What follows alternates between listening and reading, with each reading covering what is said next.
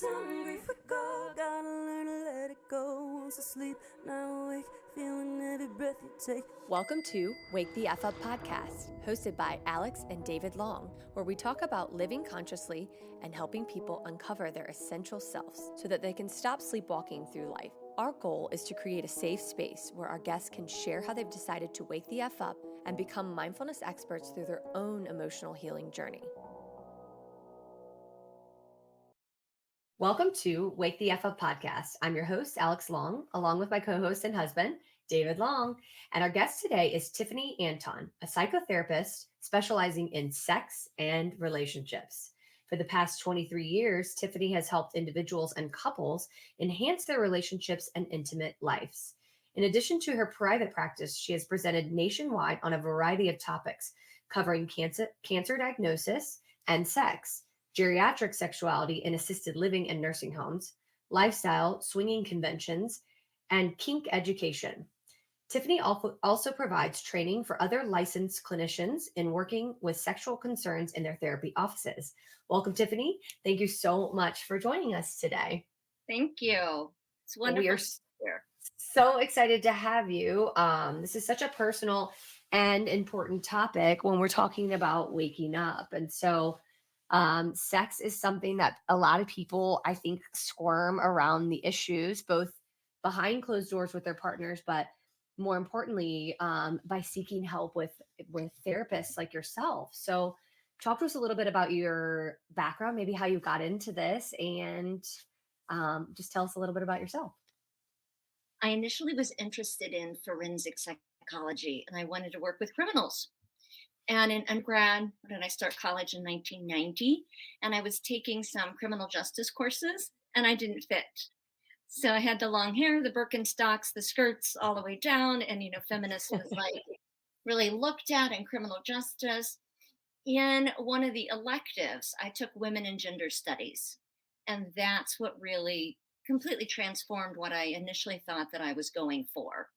And in women and gender studies, I was looking at the part of the role of women in our society and all of the challenges and the expressions of sexuality. And I thought, we really can be Dr. Ruths. We really can. So sex was just so much more fun than crime. I shifted over by sophomore year. I mean, it was pretty fast that I knew what I was going to do. That's amazing.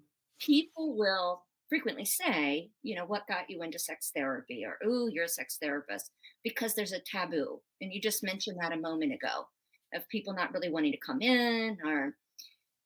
And when someone says, oh, how do you become a sex therapist? I think of someone that has another specialty that's outside of sex. So I would never work with an individual or a family concerned about an autistic family member, or to work with a person struggling with autism.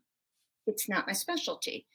When you go to graduate school, you get your degree, like I'm a master's of social work from Loyola, and then you can have the subspecialties. So those individuals would have the subspecialties of child development, autism, and have regular yearly ongoing training in autism. It's the same thing in sexual therapy specializations. So again, the autism piece doesn't have the taboo, but they're specialized. We don't often say, oh, what made you go into that? Because you can see the compassion. And with sex therapy, we look at, are we a little bit perverted? What is normal? I know that is actually a decent question, right? Yeah. Like, how often do you get patients that ask you that? Like, is this normal? Certain desires, certain fantasies. Number one questions. And I look at safe, sane, consensual adult. A situation that I had was a husband, when the wife left, a husband would smell his wife's underwear in the laundry and had tons of shame. I mean, he was like near panic attack in meeting with me. And the only thing I let him know is pretty normal. But what about the wife and her consent? So we could take it out of kind of his secret shame. And so he did share with his wife that he was very turned on by aromas. And she said, smell all you want, dude. I love that. Presentation, like I said, was near panic attack because of his sense of shame and judgment. So are you normal, safe, sane, consensual adult? Go for it. I actually think normalization is like one of the core foundations. I'm not a therapist, but it seems to be one of the core foundations of therapy in general. I know that was like the first thing my therapist told me in grief when we first started talking, was that all of the emotions and um, really jarring thoughts that I was having, the suicidal ideation, all that kind of stuff that goes along with severe grief.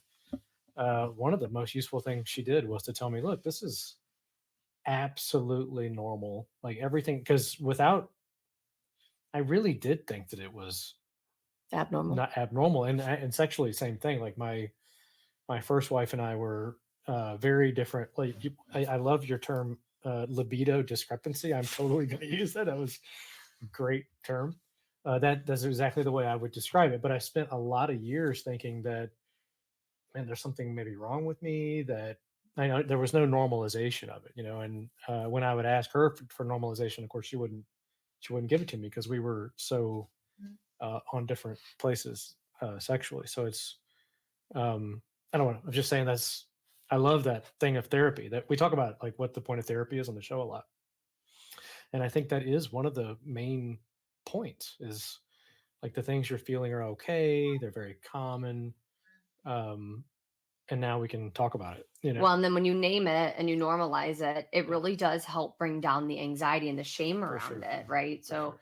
often in the nervous system world, they talk about shame just being a rupture without repair, and it's like it's so interesting when you look at shame like that. Well, okay, so why is there no repair in a sexual dysfunction in your marriage? Generally, it's because of the fear of presenting your needs and maybe putting your desires out there. And so for the listeners today, I thought it would be so cool to talk to you about lots of different issues that I think are common in marriage. I mean, one of the things that we see a lot, and I think we're really lucky because of the death, we woke up, right? And so you start to be shattered, and then you have to piece yourself back together. And I'm not sure that you're ever back together. You're never back together the way you were.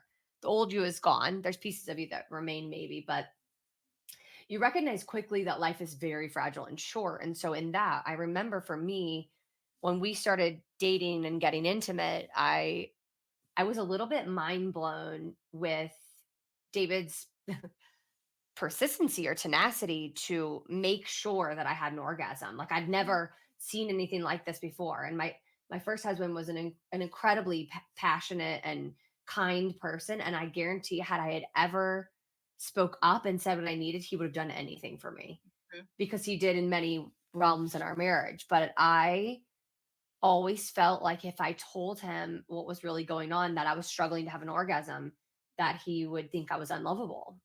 And I don't know that I haven't told you that for quite some time, but your persistency was so intense that I was like, I remember thinking, I'm not going to get out of here. He's not going to stop until I have an orgasm. And then I was like, I had to come to my own head and be like, all right, body, you got to like figure out a way to like stop letting your mind screw you out of this orgasm, which, I've been untangling this for like our entire relationship now. And it's funny. It goes back a lot to Catholicism. I was going to My ask you when we met Oh, briefly, the role of faith in Catholic my shame. faith, yes. And I was raised in like, well, yes, a lot of faith, but my father was also an OBGYN infertility specialist. So there was a lot of talk about sex in my house. But then my sister got pregnant out of wedlock, and at an older age too, like nothing crazy. Like she was able to sustain herself. But my father, I remember it was like this massive shameful event. And there was always like this, do not get pregnant, do not be a hoe. Like, so there was this dichotomy where we could talk about anything sexually, but I was not allowed to be sexual or take care of it and hide it under a table, sort of thing. And so in lies, I think, the beginning of, and then just patriarchy in general, I think it impacts a lot of us women. If you're not beautiful, if you're not thin enough, like there's lots of thoughts that run through my head that I'm always like, this internal voice is a freaking lot. And no wonder it's struggled to get to orgasm, for God's sakes. If you So don't mind, yeah. I would like to jump back to the word normal. Well, Yeah. thank you. Because I really do feel like when I started to voice some of these like internal dialogues that were going on, because he'd be like, I mean, he had a lot of trouble with his wife too.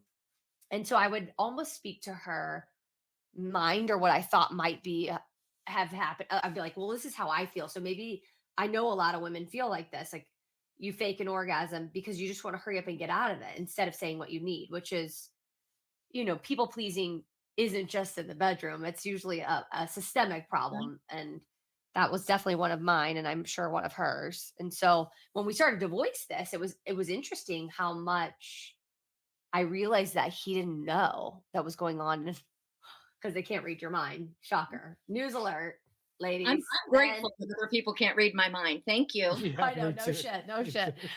But when you say what you need, they can actually help you.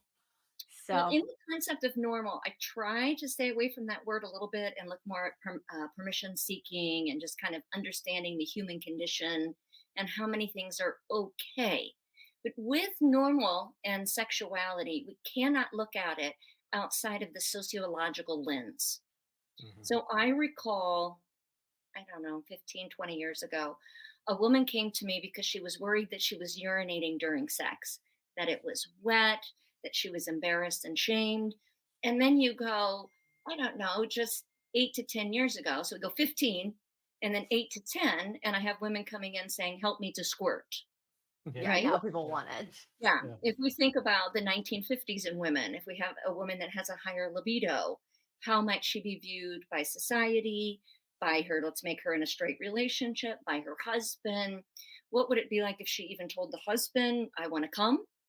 Hmm. Right? So the sociological pieces to it are very important to understanding our today. And we tend to have entrancements. And so there's three main entrancements, and that's self, other, and object. So if it's self, I tend to talk about this very inappropriately with my clients. Let me see how I can, who I've been working with for a while. So with We're self, very inappropriate on this show, so feel free to let it rip. okay, I'm going to be a cis straight male having intercourse in doggy style. And I'm going to look down and think, oh my God, look at my cock. This feels so good. This is all sensation on me. Okay. Okay.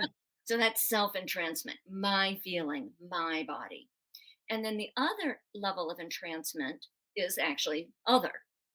And it is, I get sexual satisfaction and arousal from your satisfaction and arousal.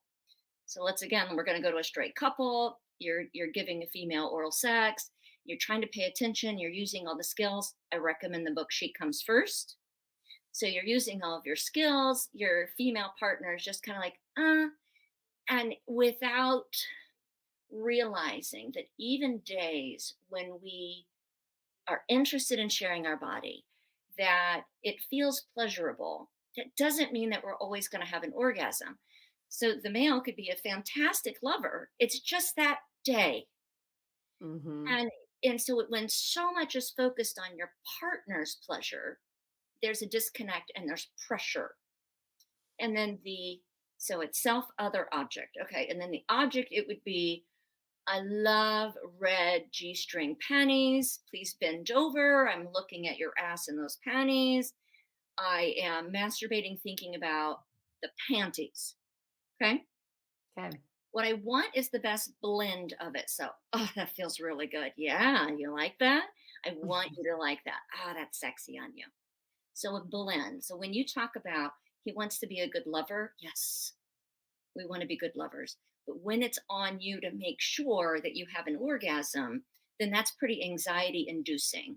So again, we can be like, I'm interested in sex. This feels good. You're using all the tricks and styles of what works for me. It's just not working for me in this moment. Yeah, You had we have totally had that experience. Like Oh my gosh. I'm Yeah. like trying really hard. I can tell it's not going to happen. Like she's enjoying it, but it's not. It's We're not never going to go gonna to the, right. At that point, we usually have just a little short conversation. Like hey, what is there anything, and then she usually verbally tells me, yeah, I mean, I'm enjoying it, but it's not, and that's fine. That's totally fine. I'm absolutely okay with that. I think it's a differentiation that's a challenge that for me made me used to think that not having an orgasm would be a failure. And I think more or less what I've come to realize is that my inability to be just solely in my body and not, I can watch myself bounce back, body head, body head, body head. And like I'll go to like the most obscure things, and the goal now is like it's like meditating in some degree. I had a girlfriend of mine who's amazingly mindful, and we were talking about the same thing from marriage to marriage, how much I had shifted and how much I had realized that I was not mindful in bed, nor was I verbalizing what I needed. And she gave me the greatest advice. She was like, when you're in bed, and you're having sex, just close your eyes, feel what you feel, and visualize whatever color is behind your eyes. And just go from what do you feel like to the color, and what you feel like to the color. And I remember that was like years ago. And it really, really helped me because I have a monkey mind pretty bad. Mhm. And what I would do is sort of shame in my head my own body. And then it's like I would negative self-talk, and then I'd be so anxious, I guess would be the word, that then it would take me a longer time Mhm. to have an orgasm. And so instead, I'm trying to just like, I don't know, it's like a self-love belief that I actually am as Bring it beautiful as he. Yes. And it's not necessarily even about David. It's been actually a relationship with the self. A, to be confident enough to say what I need. B, to believe that I'm actually beautiful in this body as I am, not like I gotta lose 5 pounds or shave my legs or be in this Mhm. sexy position. It's like that can take me so far out that I can't enjoy myself. And so I can I think think that's about 20 things just from what you've said. I'm sure you see this all the time. It's like, why do we screw ourselves so bad in our head? We're Me like, this is too. supposed to be I fun, don't know if right? you've ever had this experience that you've had subpar sex and you've had an orgasm, and you've had this amazing sex that's very connecting and pleasurable, and you don't come. Eh, Straight men really struggle with how is sex good if you don't have an orgasm, and we can experience good sex without coming. So it isn't the marker for us. It's enjoyable. Like I said in the TEDx, I mean, oh no, I don't want to have an orgasm today. But Right. understanding that you can have great sex without the orgasmic piece. And you're totally right when you talk about our busy brain. Again, human experience. I give a tip with hands because I think hands are easier to focus on versus if I say focus on your pelvic floor or let's Right. focus on the breathing in particular. I'm like, let's really get to your hands. So when you know that you're not in that moment because you're in your head, again, that's do you need to pick up chicken? Who did you not call? What do you need to write down on your to do list? Okay, what are your hands doing? So are my hands touching my partner? Are my hands touching, let's make it fun, the kitchen table, right? That is way more fun. We have way too many kids to be doing it in the kitchen. Maybe one day. You're in retirement. I'm like, that sounds Yeah. amazing. So again, it's where are your hands on your partner's body or where are your hands on an object? And Hmm. then you shift to where are my partner's hands? So let's make the partner's hands next to the pillow. Bring awareness that that's where their hands are located. So it's bringing us into my body, my experience. So hands to me are the cheater. Do you find that mindfulness is the biggest part of sexual pleasure, like the biggest tool that helps people stay present and actually really enjoy sex versus this disconnection slash, I think for women in our heads, and I think for men, it's the opposite. Like they go to porn and escape route.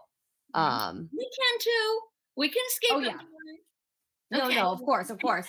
But I think with a lot of my, like, at least when I hear women complaining in social circles, a lot of women complain this confusion around porn, that like if men are watching it, it's usually it's separate to them. It can become a part of their marriage, That's but pure objectification. You're an actor that's hired because of how your breast looks or your vulva looks or your penis right. looks. So you're hired. And the point of porn is escapism, Yeah. is Right. objectification.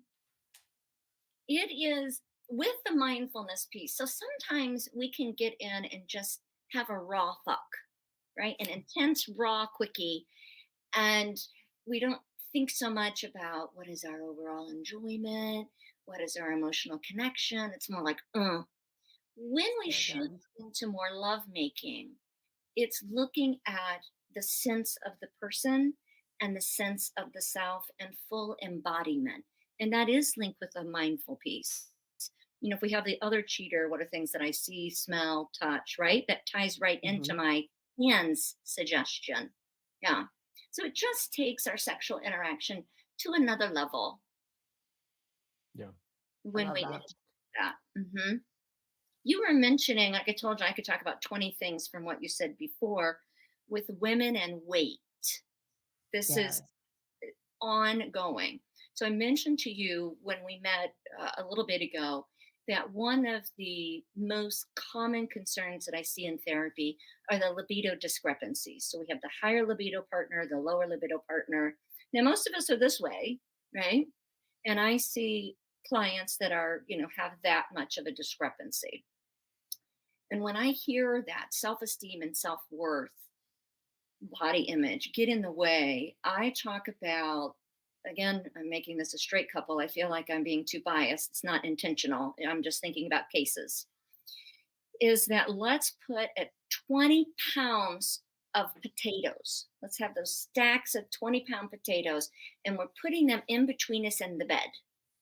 And I'm not going to share my body with you because of these 20 pounds of potatoes. When your sensation as skin is the same, if you're a size 20 or if you're size 8, your skin is the same. And actually, you have a little bit more surface to touch if you're loving on someone that is a little extra curvy. So you're punishing yourself and you're punishing your partner when potatoes are getting in the way. And Yeah. we overanalyze so much. So when they say, I don't want to have sex, so the female superior position, right? So I'm going to ride on my partner because of my gut, because of how my belly looks. Do you think your partner's looking at your belly? No. Your partner's looking at your tits. Your partner's looking at your face. Yeah. Do you think your partner cares that since you've had babies, it kind of droops down and your nipples are here? That Here? was going to be my next question. Well, what if they're sagging down too? Breasts are all shapes and sizes and differing sensations, and they're hot. So it would be, I'm not looking at your belly, I'm looking at your tits, and I'm looking at your face. In doggy style, women will often say, my gut really hangs. The only person who's looking at your gut hanging is you with your head down, right? I mean, we're a hot wreck if you really think about it, because the truth is, like, it can be as hot as you make it to be, right? Like, there are moments in our sexual relationship where I actually feel as hot as I know I am in the moment, and then there's lots of moments where I'm And not that sure. is so attractive. I Confidence. know. And you Isn't can it, feel the David? connection in that too. Oh, it's so great. What I was going to mention though in doggy style is that paying attention to the arch of your back. That Yes. arch is sexy. And we don't often think, oh, how does the arch of your back look in that bathing suit? Do you think it's Yeah, I important mean, for men to tell their partners like what parts that they think are sexy on them versus like the normal things? So like you often tell me how beautiful my back is, and that's like a bizarre thing to say, I mean, but I love that he says I that. don't think Yes. women certainly do not have a monopoly on body issues, by the way. Mhm. I have felt that as well. I Hmm. mean, when I get naked and you tell me how sexy I am, I hear it and I appreciate it, but sometimes deep inside my head, I think you're just bullshitting me. And she's just saying that I'm really not that sexy. When you tell me my penis is sexy, I'm like, I don't. Does she say it like that? Does she say your penis is sexy? Yeah, which is great, but sometimes I Oh. really don't. He's a really nice genital I area. really don't. I don't necessarily I'm believe sorry it. to the This is mothers who are cute. definitely going to listen to I'm this. used to like cock, the word cock. I mean, in the bedroom, Yeah, I she I says- do she say I'm a says little that too. hotter She says than that too, penis, yeah. but we are both have been in the previous medical world, so maybe we sometimes use anatomy terms. I'm not sure. I actually don't mind some anatomy terms. It can be kind of sexy. As long but as you can feel that it's sexy. It's just something that I Yeah. don't often hear is, oh, your penis is so hot. Well, actually, what's fun about using Probably not, huh? the anatomy word for me is if you use the anatomy word 90% of the time, then that time when you don't use the anatomy word, it makes it Oh, kind of even a little bit hotter. It's mhm. because I'm so out of control with you. I'm so attracted to you that I'm actually going to use a word that I wouldn't normally use, but it's that hot. What do you That's think about, you just said the word out of control. Yeah, I I'm love out of control with you. so we have this discussion all the time. I love to make love or try to make love when I know we can't make love.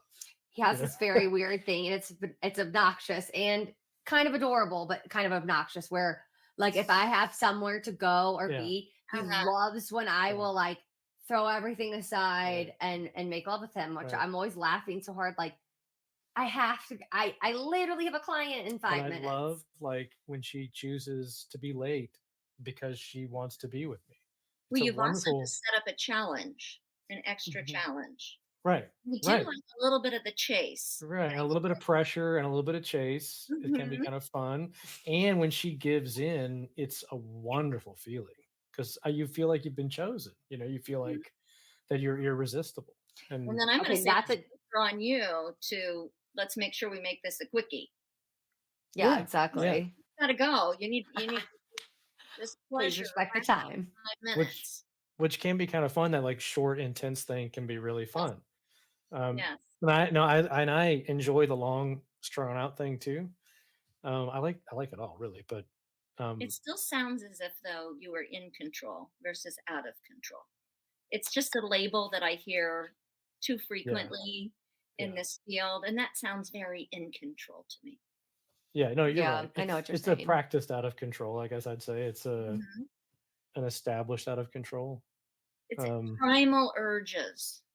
right. Well, and I think Responding he to really primal loves to urges. be chosen, and that's something I'm very conscious of and cognizant of in our marriage is that I want to make sure that I choose him often, and I do. And I think one of the cool things about our marriage is not only physically are we I think really in sync and communicative about what our needs are. I have in this era, I'll call it my later years era, I am really open to things that I think I would have like ran away from in the past because I'm not sure why. Again, those societal things, I think religiosity in my past, like things that are a little like I don't know, outside the cuff. I think I'm not afraid to try new things with him because I really am trying to live a you only live once. And I always tell him, I was like, I'll try anything once and then we'll see, like we'll see what happens, which I think is a really cool thing or a good thing to do when you're afraid to step out of your comfort zone. So I think Tiffany might find this interesting that our relationship was not like this when we started. No, we've And I don't know definitely how much grown. detail you want to get to, but when we first got together, there was a tremendous um feeling that our spouses were present. Yes.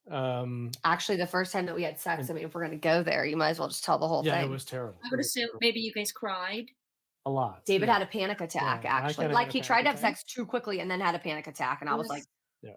and then I thought, oh, he's still so in love with his wife. As you unfold grief, you don't realize you think that because you're not on the other side of it. You think there might be another side of it. And like that's actually not the case, right? You're still always going to have the love and relation. It just almost like blends all together. Mhm. But you don't know how to do a new relationship in this kind of thing. And so you think, well, they're either still in love with their person and there's no space for me. Yeah. So That's the way I felt. and I remember I was like, I I felt got to that get way. out of here. Like, I should have been like, this is too soon. But I And we didn't also do that don't for talk myself.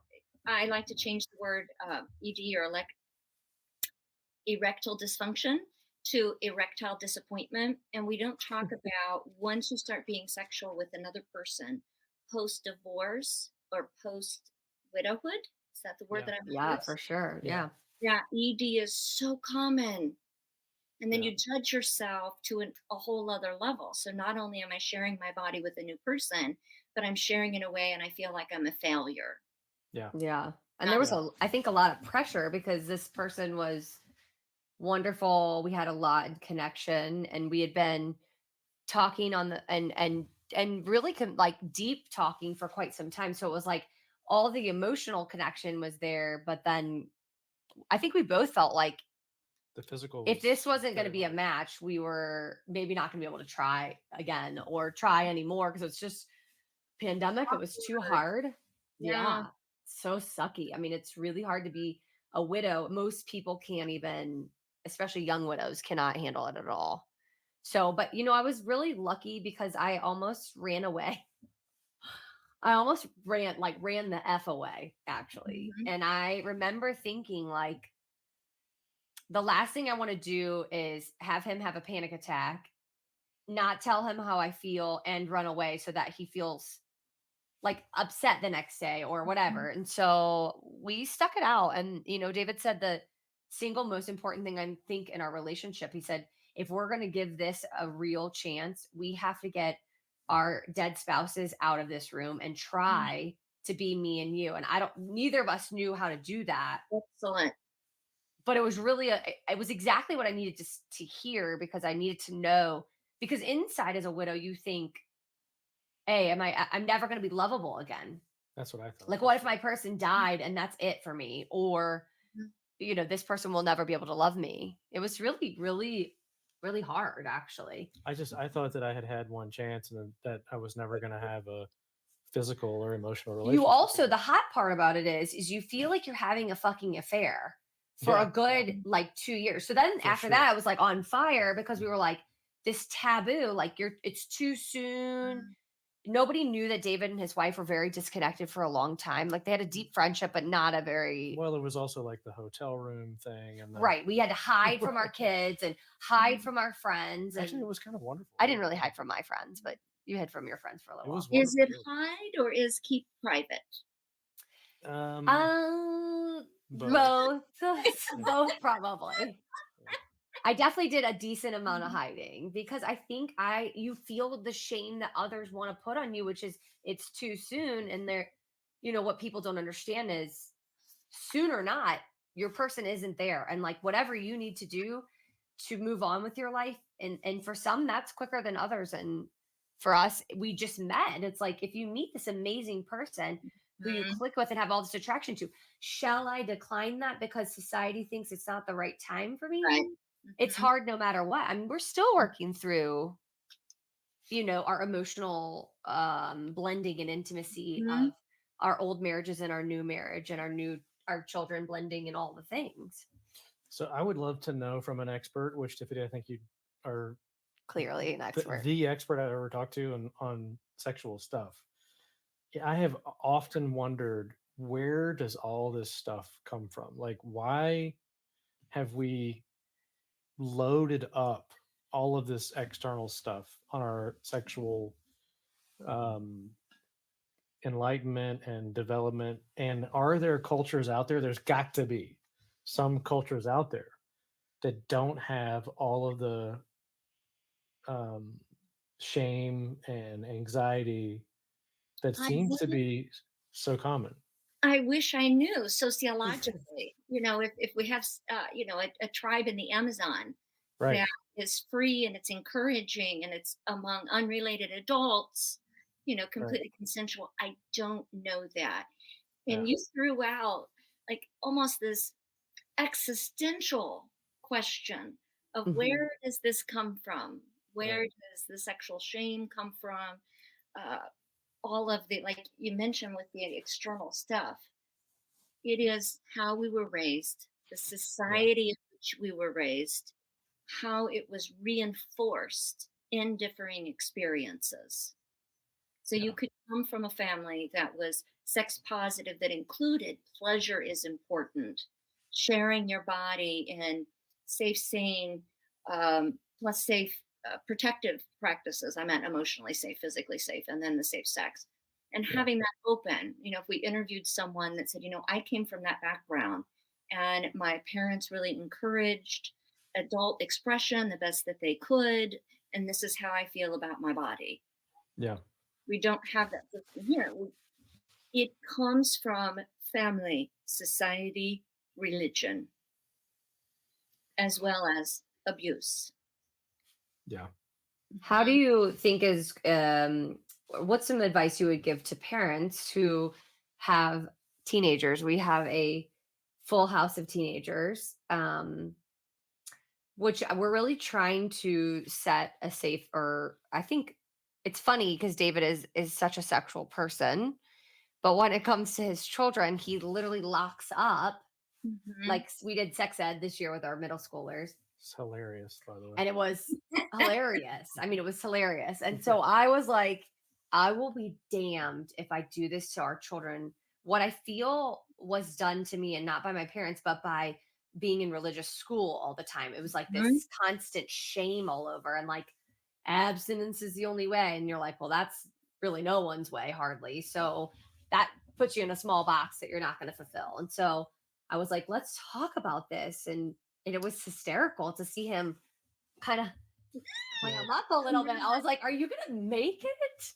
I approach it a little bit the same way I approach drug use and alcohol, is that I know they're going to do it, and I think that's okay to experiment with all that stuff.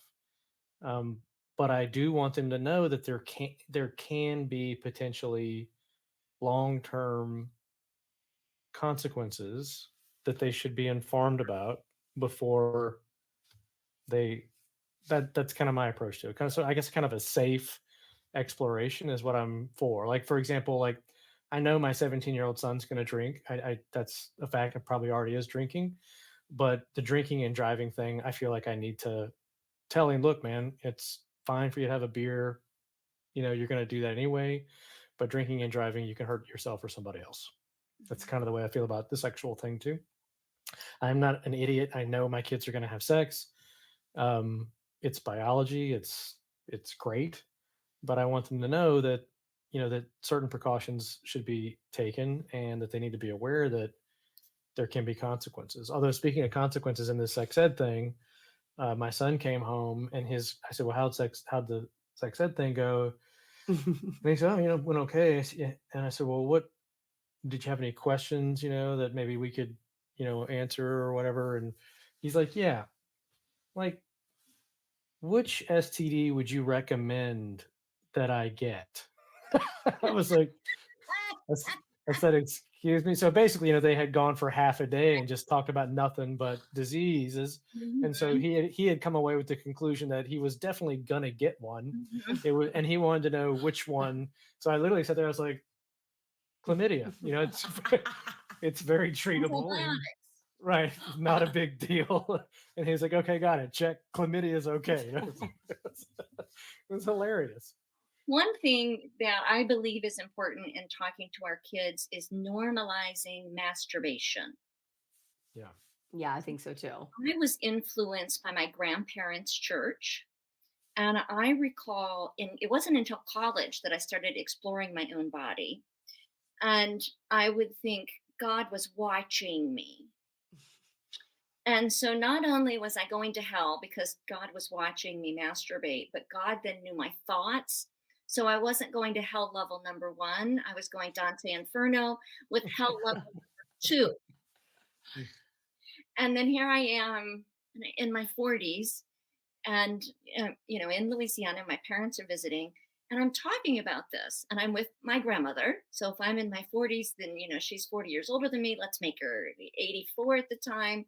And I made a comment like, I used to feel so shameful of masturbating, like God was watching, second level of hell in my little story. And my mom and my grandma are like, we don't remember ever saying that to you. Where do you think that you got that message? And I can't recall. Yeah. Right.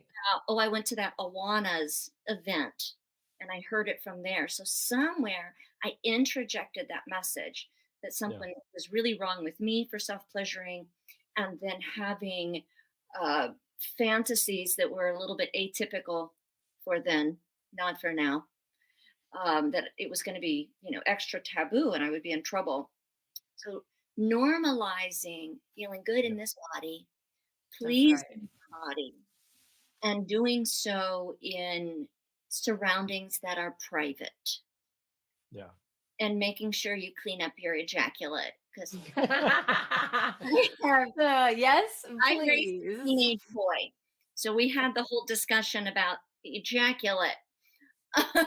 And you're like, just in general, clean all your shit up, please. Yes, it's gonna Yeah. suck. I'm gonna wash. Oh, that's a Kleenex under there. I'm not touching it. I'm not taking I it. know. There's just a certain age where you're like, So we actually haven't talked about this, but this is I'm an atheist, and this is one of the a-religious parts of atheism that really can turn off a lot of people. And it's not just sex; it's the general shame associated with anything pleasurable. Anything that if it's pleasurable, it is potentially sinful and should not be done. Which I think Seven is a deadly sins.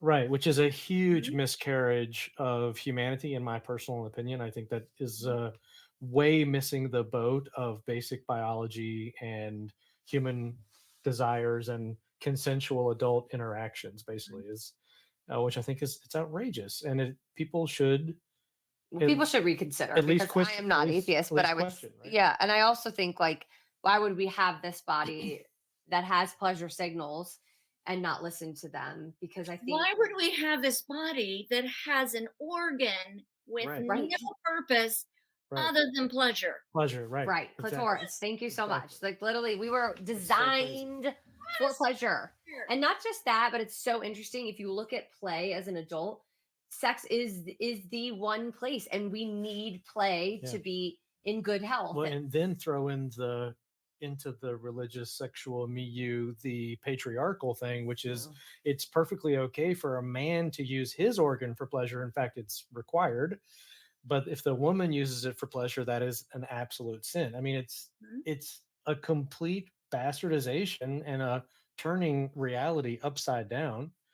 I'm still in awe. He said this like 3 podcasts ago, and I can't stop thinking about it. He said, men and women will never be equal until women are able to be fully embodied. And what he meant by it was like, until inside our body, we take ownership of how beautiful we are, our orgasm, and be inside of ourselves and stop letting the opinions of men or others, but mostly men, take over our psyche and allow us to make self judgments and take us away from our body, which takes us away from pleasure. And I was like, shit, it was It's like a huge. mind blower. I was like, and it's insidious. It eats like a termite from the inside. It destroys the core. Yeah. Because you don't think you're good enough, and if you don't think you're good enough, then you're going to listen to someone, the man next to you that tells you your worth. It's terrible. And well, it'll always leave that step off in power. What is your advice? Because I'm sure you get this a lot with, if you're saying discrepancy in libido, erectile dysfunction is probably a common one, which I think, of course, is physiological response. But what we know to be true is that our body is being ran by our nervous system, and our mind's response to fear, and sexual organs are being ran by, chemical responses from reactions to the brain. So I often believe, just like getting pregnant, you can have a lot of hiccups, infertility issues, but you can also have a lot of stress that blocks you from a lot of things. So what do you think is a good practice or a way that people can be more embodied or more in self-love in their sexual experience? Do you think it's just masturbating and learning who you are as a person? Because I think as women, I agree with you, that is not taught. It is not talked about. And so we're way late to the game, where men, I think, are a bit ahead of the curve on us on that. Okay, I want to go back again. So okay, go ahead. Masturbation, body image, body boundaries, the ability of saying no, the ability to explore in a way that is really consensual with the other person, for kids, that we are actually the pleasers of our body, and our partner enhances that. Yeah. That would be part of the statement for how do you talk to your kids? Because I think we could talk here for 3 hours. I know. I'm like, you have a patient soon. I'm like, I could talk to you for 10 hours. You're so interesting. Make sure that I answer that one. Have you heard of the resource OMG Yes? No, but we're going to put in our show notes both the books that you've referred. Is this a book? Okay, no, it is a website created Oh. for women, by women, and it has 3 sections. The first section, let's say it's Emily, and Emily is sitting there and she's talking to you about her body and how she masturbates. Section 2 of the video, Emily shows you how she masturbates. Section 3, you have a virtual image of Emily's vulva, in which on your touchpad here, and then you try to jack them off. So you use their different patterns, and it's completely educational of different types of arousal, different types of touch. It is amazing. So if you're wanting to explore your own body, if you want to be a master of others' vulvas, check out the omgyes.com. Okay, ladies, Love you it. heard it. Give your learn your vulva and then share it with your partner. OMG, yes, omgyes.com. yes.com. You were asking about, really it's about performance anxiety. Yeah. And how do we, kind of get out of our head and get into our body? And it is looking at, it doesn't matter if I have a hard on, if I'm lubricating till it drips down my legs, till I had 3 orgasms or no orgasms. It is this pleasurable and enjoyable? So getting rid of the whole status piece, again, the male view of sex, hard on, penetration, orgasm, and going into touching each other's bodies in a way that feels good to both of us, that we're connecting. And if we're not for sure what feels good, explore. And you're going to have some, and then you might have some, oh, yeah. And it's the enjoyment piece. And being patient with yourself when you had too much Mexican and you'd plan a sexy date that night. Doesn't matter. It's so good you're bloated. Or even though you turned in your taxes, you're still obsessing about them, because life happens. Yeah. And it's going into making plans maybe at another time to share our body. So it's, oh, I'm having sex with you. No. I am sharing my body. Thank you for sharing your body with me. And giving and receiving of pleasure without an outcome. Yeah, I love that. I like 2 people smiling. And again, going to the thank you. Thank you for touching me. Thank you for sharing your body. And then vice versa. Well, that's actually really beautiful. And sharing your body without just going for pleasure and not outcomes. I think that when you say stuff like that, immediately I can even feel my body just relax, because it's not about the end result, which you're right, is a male psyche response, bodily response set by men. Like, it's just to be in pleasure and share your body. I love that. I do too. Yeah, that's really good. It's really great. Well, okay, we need to have you back on. There's so much to talk about. I mean, this is like, you need to be like a third contributor 24/7, because sex is probably one of the most important things we can talk about. One of the things I know you got to go, but we didn't get to talk about was, I wonder how many of your patients that you have or clients, is sexual dysfunction or sexual issues, do you find it primarily a symptom of underlying lack of mindfulness or connectedness or whatever? Or are there some people that's the problem? They're otherwise connected. We have organic, so that's physiological, and then we have psychogenic, and so it's what's going on here. And there's a combination of the 2, and there's ways to kind of weed through that with erectile dysfunction and with pelvic pain and pelvic disorders. Yeah. It's, again, mind body. Right. It doesn't matter. You can have the hottest human in front of you and crave them, and your body might not respond at all. So it's what's going on physiologically as well as psychologically. So I would love to hear how I know, again, we don't have time, sorry, but I would love to hear how that discussion happens to connect those 2 sometimes disconnected parts. Well, why don't you close us up, Tiffany, because I think everyone, you can find her. She's got a TEDx out there, I Love Pleasure. Her website is neworleanssextherapy.com. She's all over the place, and we're going to put everything in the show notes to find her, as well as the website that she referred to. That sounds amazing. And then the book that she also referred. We'd love to have you back because there's so much more to talk about. We didn't even get to talk about your kink education classes, as well as I want to hear about the swinging conventions. Me too. So of course she's in New Orleans, or she's a New Orleans-based therapist that does mostly virtual, or all virtual at this point. So I have the best job in the world. You really do. What I get to do is I work with fabulous clients, talk about sex and passion and education, and it's just a gift. Like I said, it's what is it? If you have a job that you love, you never work a day in your life. Never work a day. Something like that. Yeah. So it's amazing. Well, it's true. And I think intimacy is so valuable. And as the world gets more and more external, these internal spaces where you're both in your body and in pleasure, and as you said, sharing your body without outcome being the mainstay, it's really important that we take time to connect in these ways with our partnerships, and for all partnerships, of course. So we really appreciate your time, and just send us some more dates. We'll have you back on as much as possible. I'm sure this one will be one of the listeners' favorites. Mine too, for sure. And I'd like to apologize to our mothers. I'm not really apologizing, because you know what? I'm happy to talk about how to have a healthy sex life, and I'm unashamed of how happy we are in that way. It's been a good drive. So all right. Thank you so much for having Tiffany. All right. Have a great day. Okay. This has been Wake the F Up podcast, hosted by Alix and David Long.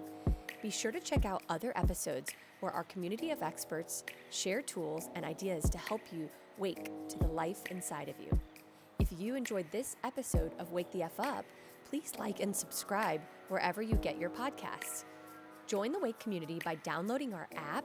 Just search for The Wake Wellness in the Apple or Android App Store, and follow us on Instagram at The Wake Wellness.